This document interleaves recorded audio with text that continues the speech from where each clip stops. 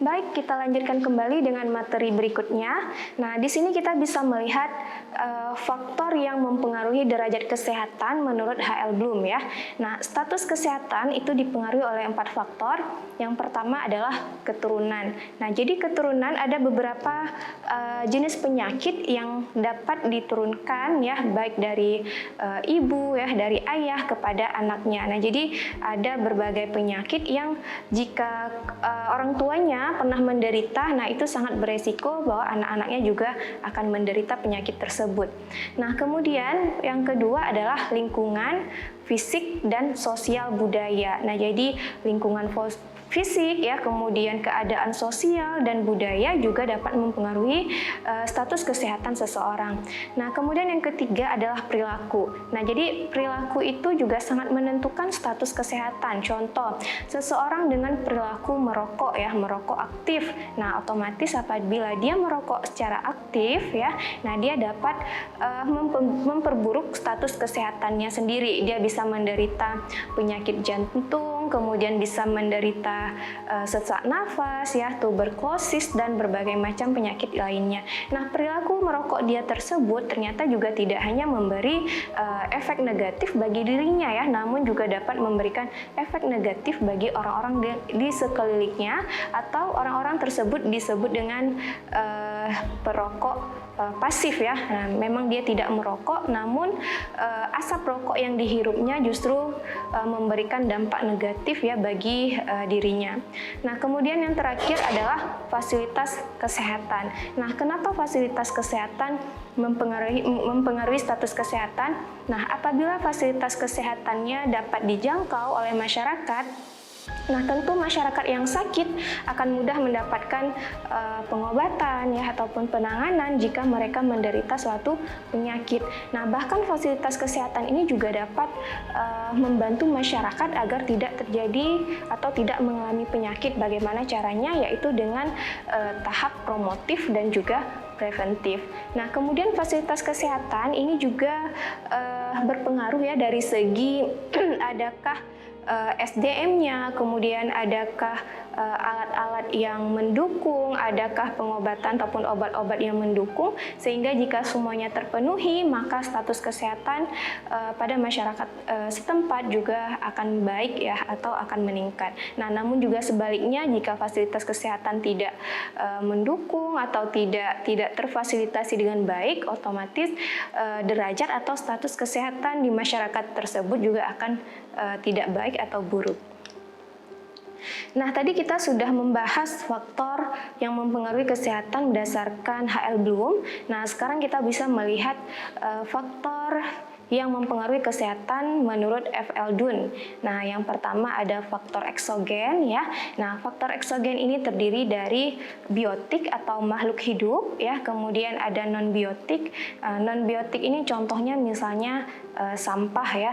Nah, jadi sampah itu juga mempengaruhi kesehatan ya. Kalau lingkungan kita jorok, tidak bersih ya, otomatis masyarakat setempat juga akan menderita penyakit, salah satunya seperti penyakit diare.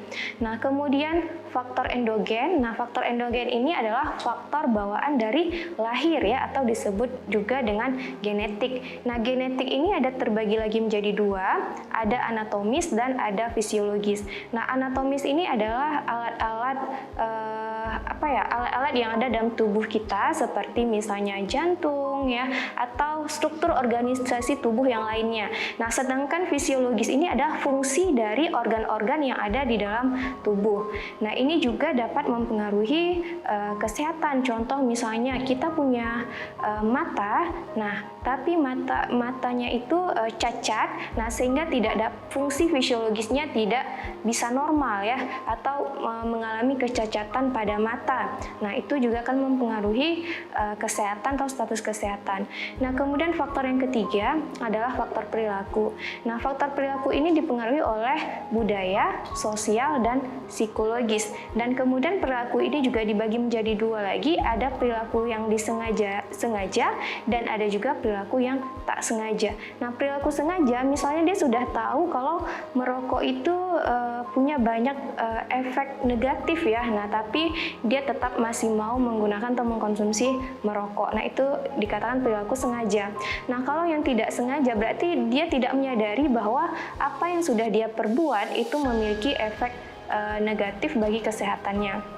Nah, kemudian faktor yang keempat adalah faktor kepadatan penduduk. Nah, jadi penduduk yang sangat padat juga dapat mempengaruhi status kesehatan. Nah, contoh misalnya penduduk suatu desa yang penduduknya terlalu banyak, terlalu padat sehingga sanitasi lingkungan atau sanitasi yang ada di sekitar desa tersebut otomatis akan tercemar ya. Sanitasinya juga tidak akan bersih sehingga masyarakat bisa mengalami diare, disentri dan berbagai macam penyakit lainnya.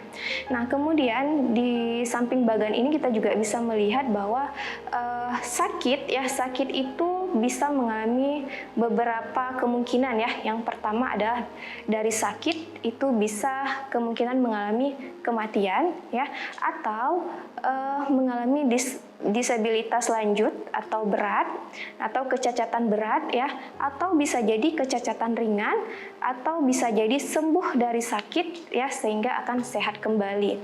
Nah, jadi ini adalah beberapa faktor-faktor yang mempengaruhi kesehatan berdasarkan FL Dunn. Nah, selanjutnya kita akan membahas perilaku sehat, sakit, peranan sakit, dan peranan pasien. Nah, yang pertama adalah perilaku sehat.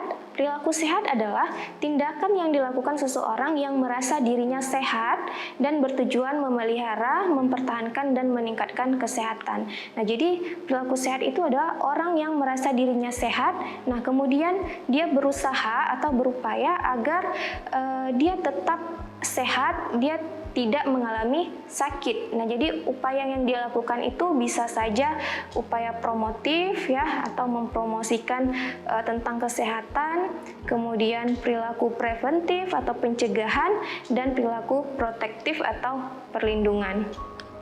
Nah, kita lihat dulu perilaku preventif. Nah, perilaku preventif adalah upaya memelihara kesehatannya dengan mencegah datangnya penyakit. Nah, jadi supaya tidak terjadi suatu penyakit, nah pasti ada upaya yang dilakukan. Nah, caranya dapat dilakukan dengan medical activities dan non-medical activities. Nah, atau bisa dengan aktivitas-aktivitas yang berhubungan langsung dengan pengobatan ya, atau misalnya dengan mengkonsumsi vitamin, mengkonsumsi suplemen ya, atau bisa dengan aktivitas-aktivitas lainnya misalnya berolahraga, tidak mengkonsumsi makanan ataupun minuman yang dapat merangsang penyakit ya. Nah, kemudian terdapat dua tingkatan, yaitu untuk preventif ini ada dua ya tingkatannya. Yang pertama adalah primer dan yang kedua adalah sekunder. Nah, kalau yang primer adalah langsung mencegah penyakit ya. Nah, contoh minum vitamin itu untuk yang medical activity ya. Nah, kemudian yang non medical itu misalnya minum jamu. Nah, atau pencegahan yang kedua preventif adalah tidak langsung ya, seperti mandi ya, agar tidak terjadi penyakit-penyakit kulit ya, atau bisa juga dengan rekreasi ya, yang tujuannya adalah untuk memberikan rasa nyaman, rasa ketentraman bagi tubuh, karena agar tidak stres, agar tidak mudah sakit, kita juga butuh untuk rekreasi. Nah, selanjutnya ada 5 level pencegahan ya menurut Liver dan Clark. Yang pertama adalah health promotion ya, atau promosi kesehatan. Kemudian yang kedua adalah specific protection ya, atau perlindungan khusus. Kemudian yang ketiga adalah early diagnosis and prompt treatment, atau diagnosis secara dini terhadap suatu penyakit dan pengobatan yang tepat terhadap penyakit dari hasil diagnosis tersebut. Nah, kemudian yang keempat adalah disability limitation atau pembatasan kecacatan. Nah, jadi orang yang sudah sakit, bagaimana sih caranya agar penyakitnya bisa sembuh, agar dia tidak mengalami kecacatan, baik kecacatan ringan ataupun kecacatan berat. Nah, selanjutnya adalah rehabilitation ya, atau rehabilitasi. Yang mana rehabilitasi ini adalah upaya untuk mengembalikan orang yang tadinya sakit agar dapat hidup normal kembali, baik secara individu maupun di masyarakat. Nah, baik, kita akan break kembali dan nanti akan kita lanjutkan setelah pesan-pesan berikut.